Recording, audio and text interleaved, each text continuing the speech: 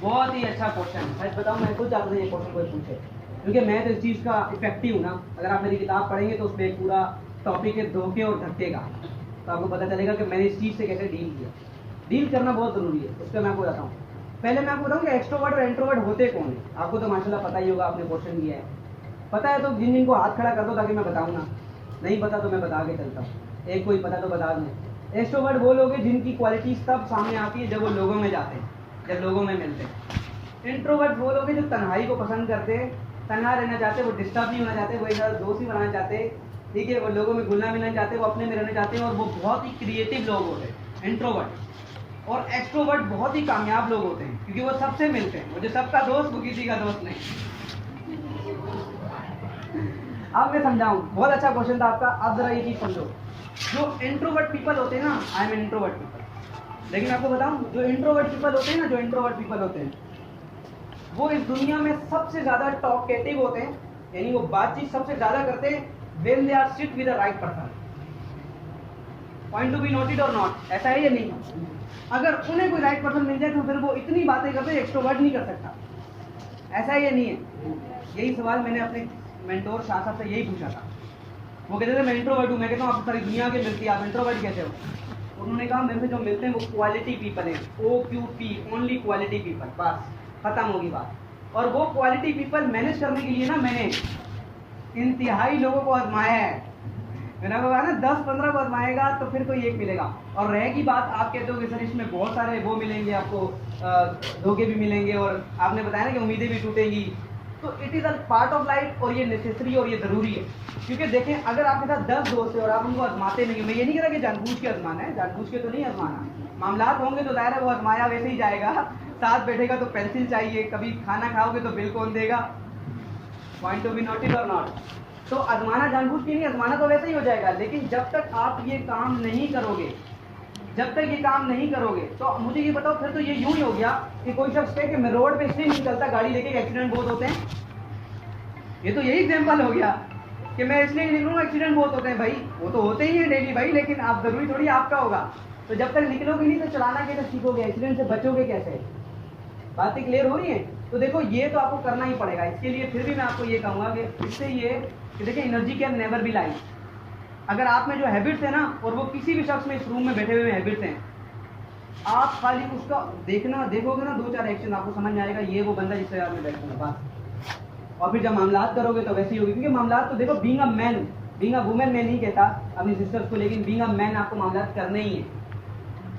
कल को जब आप बड़े हो जाओगे तो आपको भी तो अपने बच्चों को एडमिशन कराने के लिए पता करना पड़ेगा ना कौन सा स्कूल बेहतर है। तो हर किसी को टेस्ट तो करना ही पड़ेगा, कोई जान पहचान वाला चाहिए ना। पता है क्यों? उन्होंने बोला जब आप किसी भी फील्ड में ऊपर जाएंगे तो सारे उड़ने वाले उस फील्ड के, अपनी अपनी फील्ड के जितने भी टॉप के लोग थे वो आपके साथ दोस्ती बनाना चाहेंगे। पूछिए क्यों?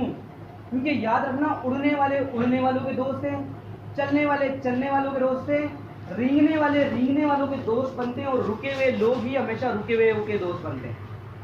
Energy can never be lies, energy कभी लाइज नहीं होती। पता लग जाता है ये बंदा कहां तक चल सकता है। बात क्लियर होगी? तो जब तक आप आजमाओगे नहीं तो कैसे पता चलेगा?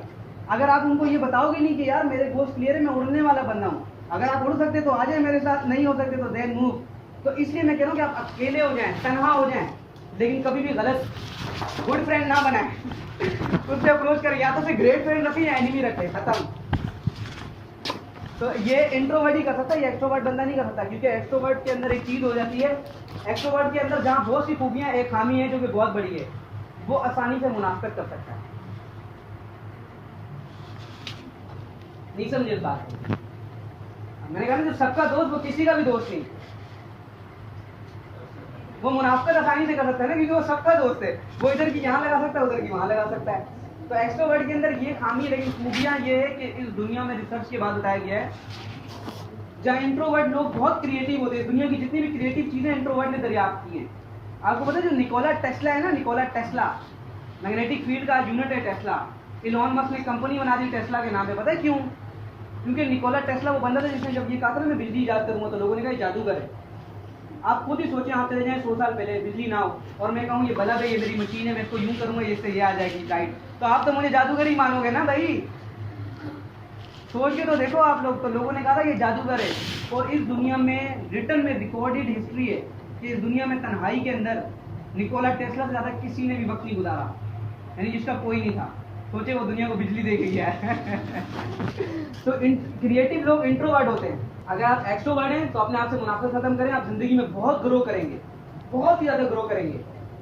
और अगर आप इंट्रोवर्ट हैं तो इससे अच्छी कोई बात ही नहीं है इंट्रोवर्ट होने की, क्योंकि आप क्रिएटिव इंसान हैं।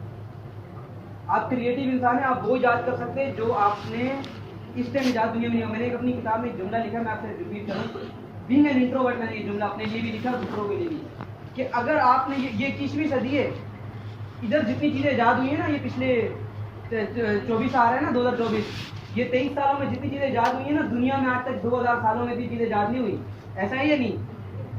ये देख लो, आप लोग पानी बेच सकते हैं आज के दौर में, हालांकि ये दुनिया में 70% है, लेकिन क्रिएटिविटी है ना ये। तो जितनी चीज़ें अभी दुनिया में आई है ना, इतनी कोई नहीं है। तो मैंने जुमला लिखा कि ये 21वीं सदी, अगर आपने कुछ नया नहीं किया और मर गए, इसका मतलब आप पैदा ही नहीं हुए, दुनिया आपको नहीं याद रखेगी भाई, क्योंकि दुनिया बोलेगी इतनी चीज़ें याद हो रही, दुनिया का टाइम ही नहीं है। बात क्लियर होगी? तो अपनी क्रिएटिविटी को बढ़ाएं। वो कैसे होगा? सेल्फ इवैल्यूएशन से, जर्नलिंग से, बता दिया था मैंने आपको, जर्नलिंग से, डेली बेसिस पे अपनी गलतियों को पकड़ें। कुछ लोग समझते हैं कामयाबी नहीं मिली ना तो चल जाएगा, तो मैं आपको बता दूं सारी जिंदगी उनकी चल चलाव में चली जाती है, सारी जिंदगी चली जाती है। वो 3 इडियट तो आप लोगों ने देखी होगी मशीन, वो क्या कहता है एंड में, जब तुम बिस्तर में पड़े होगे, टैक्सी गेट पे थी, सोचोगे कि चला जाता काश। जिंदगी का एक लम्हा आप चेंज करते हो ना, जिंदगी के आगे सारे लम्हे चेंज हो जाते हैं।